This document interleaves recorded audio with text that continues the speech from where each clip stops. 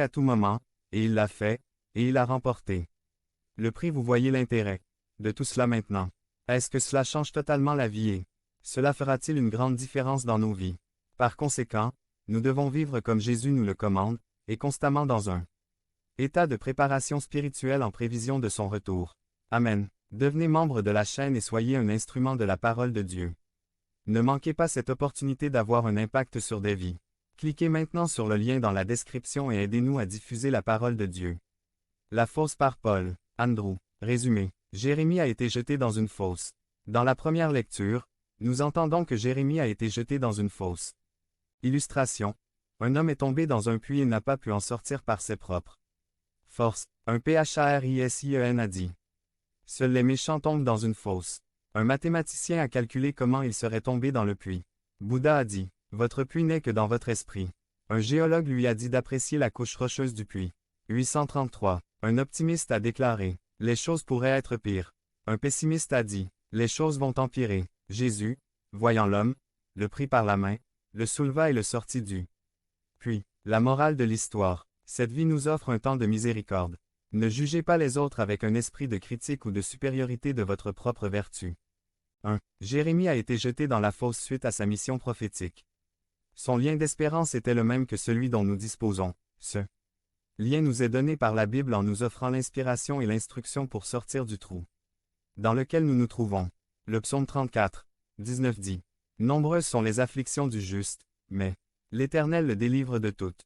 Le roi David dit également dans psaume 40, 2. Il m'a fait sortir de la fosse de destruction, de la bourbeuse. Il a posé mes pieds sur un rocher et a établi mes pas. La louange nous fait aussi sortir du gouffre. Dieu s'attend à recevoir des louanges de la part de n'importe qui. Dans n'importe quel puits.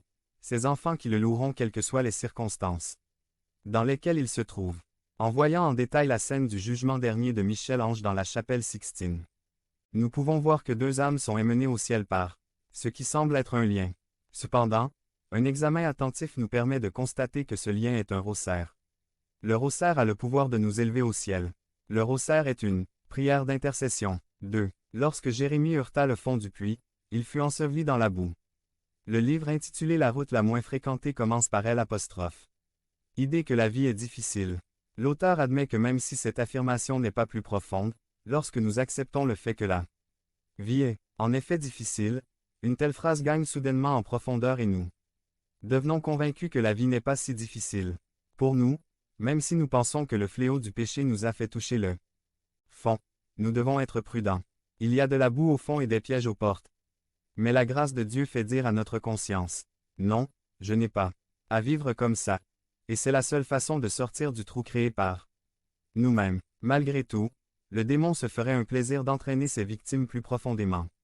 Point. Après tout, les saintes écritures décrivent l'enfer comme un gouffre, sans fond de damnation éternelle dans lequel Satan a été jeté. Pour toujours, il a une attaque à chaque fois qu'il plonge dans cet abîme.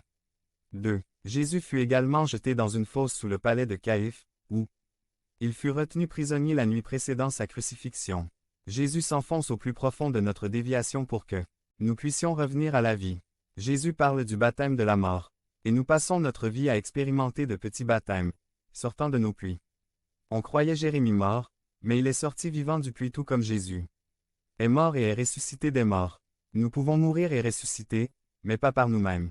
Le psaume responsorial d'aujourd'hui, tiré du psaume 40, dit dans sa deuxième strophe, de la flaque de boue et de la fosse mortelle.